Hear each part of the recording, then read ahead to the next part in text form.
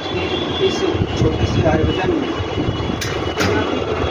की अध्यक्षता कर रहे मास्टर हरिलाल जी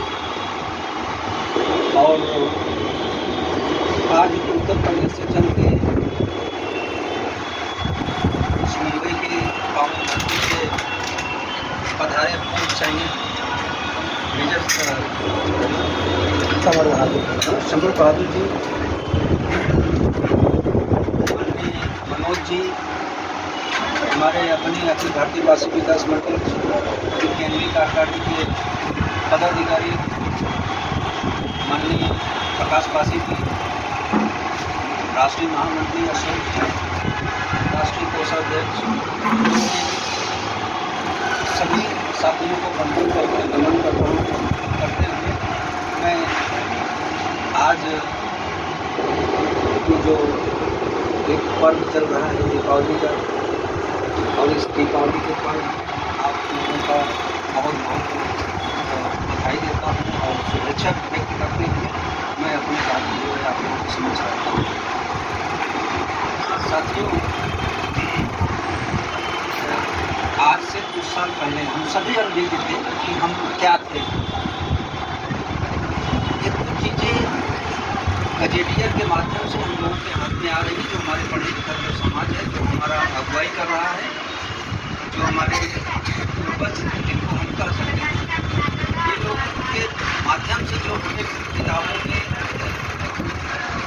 खास करके जो ब्रिटिश लाइब्रेरी की जो पत्रकार वगैरह हुआ करते थे,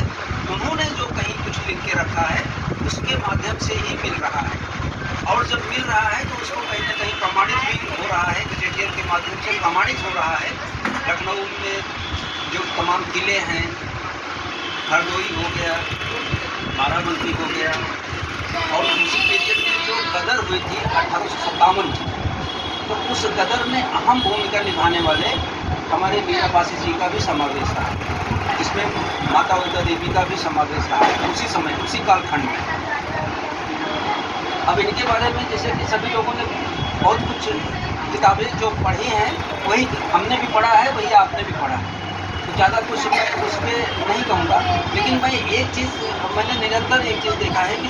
जैसे कि हमारे साथी ने कहा कि खौफ था पासियों,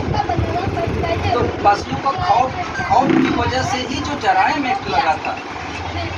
इसमें 1921 से जो जराइम एक्ट लगा पासियों को, तमाम जातियों पे, तो उसमें भी जो समावेश हुआ था पासी जाति को जो समाहित किया गया था, मुझे ऐसा लगता है कि शायद इसी वजह से नहीं,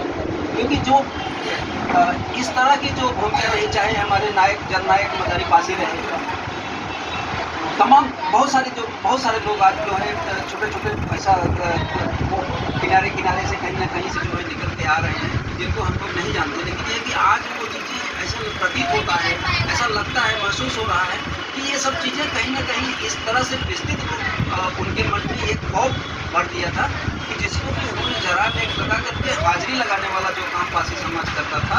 शायद है कि उसका एक परिणाम ये रहा है। आज हम सब लोग बहुत किसी का एक बहुत अच्छा लगा, जैसे सूबेदार साहब ने जो है एक चीज़ कही, मुझे बहुत अच्छा, हम चंद लोग यहाँ बैठे हैं, लेकिन मैं समझता हूँ कि भले ही हम लोग चंद लोग बैठे हैं, उनकी जो सोच थी मुझे बहुत अच्छा लगा, उनकी स्पीच मुझे अच्छी लगी, और मैं ये महसूस भी कर रहा हूँ कि आप अच्छे वक्ता हैं और बड़े मंचों पे भी आप अपनी बात रखते होंगे। तो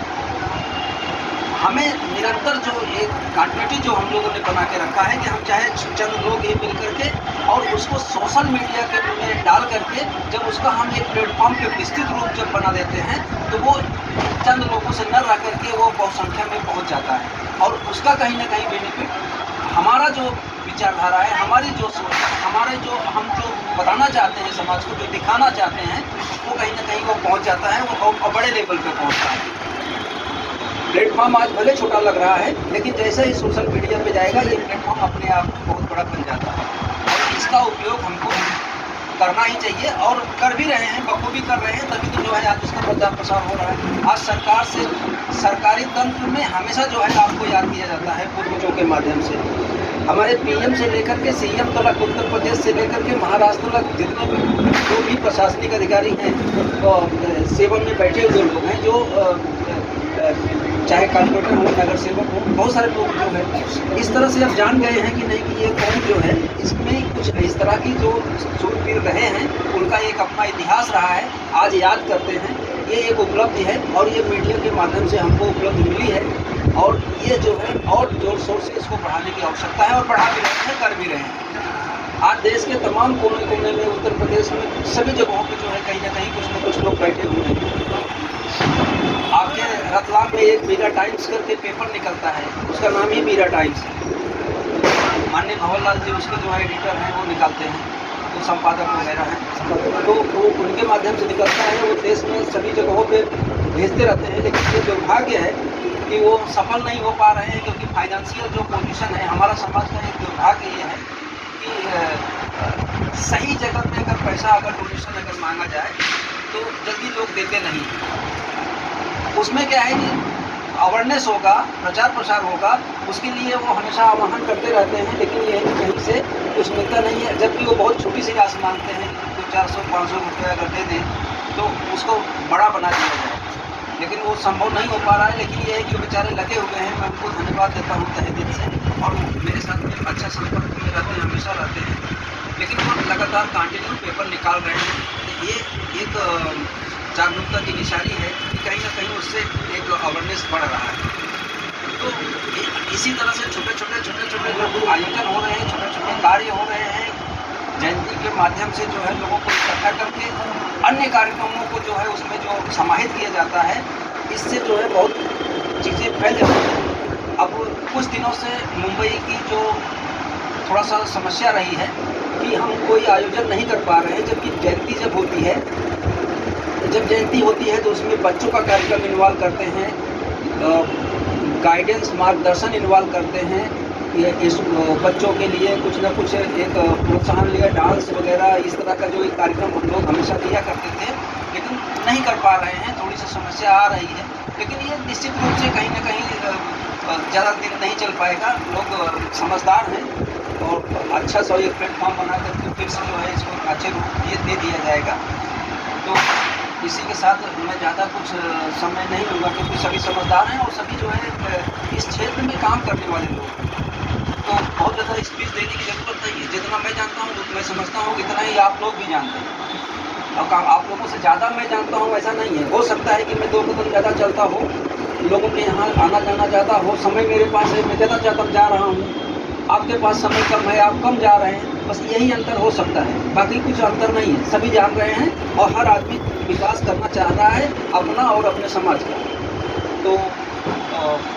पुनः आप लोगों को दीपावली की शुभेच्छा देता हूँ और